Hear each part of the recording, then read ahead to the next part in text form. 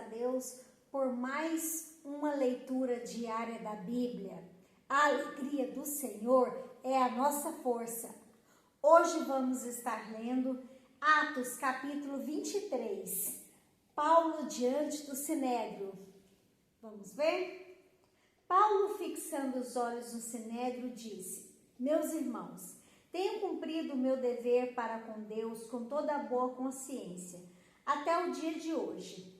Diante disso, o sumo sacerdote Ananias deu ordens aos que estavam perto de Paulo para que lhe batessem na boca.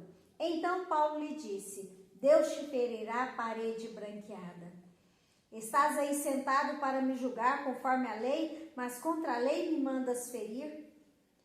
Os que estavam perto de Paulo disseram: Você ousa insultar o sumo sacerdote Deus? Paulo respondeu: Irmãos, eu não sabia que ele era o sumo sacerdote, pois está escrito: Não fale mal de uma autoridade do seu povo. Então Paulo, sabendo que alguns deles eram saduceus e os outros fariseus, bradou no sinédrio: Irmãos, sou fariseu, filho de fariseu. Estou sendo julgado por causa da minha esperança na ressurreição dos mortos. Dizendo isso, surgiu uma violenta discussão entre os fariseus e os saduceus, e a assembleia ficou dividida. Os saduceus dizem que não há ressurreição, nem anjos, nem espíritos, mas os fariseus admitem todas essas coisas. Houve um grande alvoroço, e alguns dos mestres da lei, que eram fariseus, se levantaram e começaram a discutir intensamente, dizendo: Não encontramos nada de errado neste homem.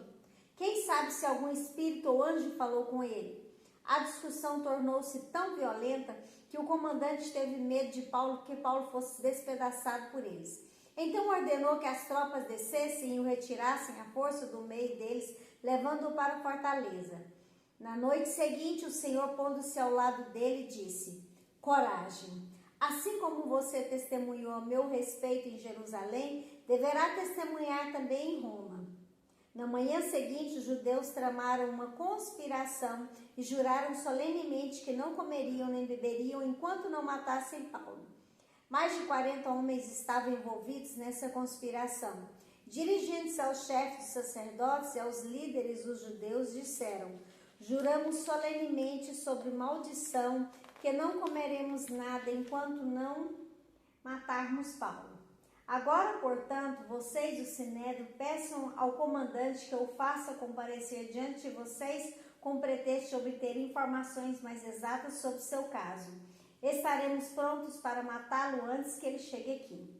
Entretanto, o sobrinho de Paulo, filho de sua irmã, teve conhecimento dessa conspiração, foi à fortaleza e contou tudo a Paulo, que, chamando um dos centuriões, disse: Leve este rapaz ao comandante, ele tem algo para lhe dizer. Assim ele o levou ao comandante. Então disse o centurião: Paulo, prisioneiro, chamou-me pedindo-me que te trouxesse este rapaz, pois ele tem algo para te falar. O comandante tomou o rapaz pela mão, levou-o à parte e perguntou: O que você tem para me dizer? Ele respondeu: Os judeus planejaram pedir-te que apresentes Paulo ao Sinédrio amanhã, sob pretexto de buscar informações mais exatas a respeito dele. Não te deixes convencer, pois mais de 40 deles estão preparando uma emboscada contra Paulo. Eles juraram solenemente não comer nem beber enquanto não o matarem. Estão preparados agora, esperando que prometas atender o pedido. O comandante despediu o rapaz e recomendou-lhe: Não diga a ninguém que você me contou isso. Então ele chamou 2 de seus centuriões e ordenou-lhes: Prepare um destacamento de 200 soldados, 70 cavaleiros e 200 lanceiros, a fim de irem para Cesareia essa noite às 9 horas. Providencie montarias para Paulo e leve-no em segurança ao governador Félix. O comandante escreveu uma carta nestes termos: Cláudio Lísias, ao excelentíssimo governador Félix, saudações. Este homem foi preso pelos judeus que estavam prestes a matá-lo quando eu, chegando com minhas tropas, o resgatei, pois soube que ele é cidadão romano. Querendo saber por que o estavam acusando, levei-o ao sinédrio deles. Descobri que ele estava sendo acusado em questões acerca da lei deles, mas não havia contra ele nenhuma acusação que merecesse morte ou prisão. Quando fui informado de que estava sendo preparada uma cilada contra ele, enviei-o imediatamente a Vossa Excelência. Também ordenei que os seus acusadores apresentassem a Vossa Excelência aquilo que tem contra ele.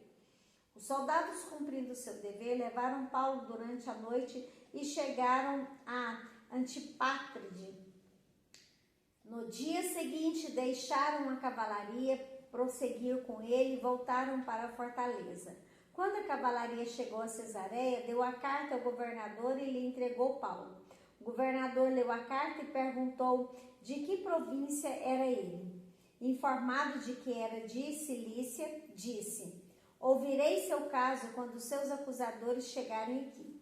Então ordenou que Paulo fosse mantido sob custódia no palácio de Herodes. Se for da vontade do Senhor, amanhã nós estaremos juntos novamente. Fique com Deus, um grande beijo no seu coração.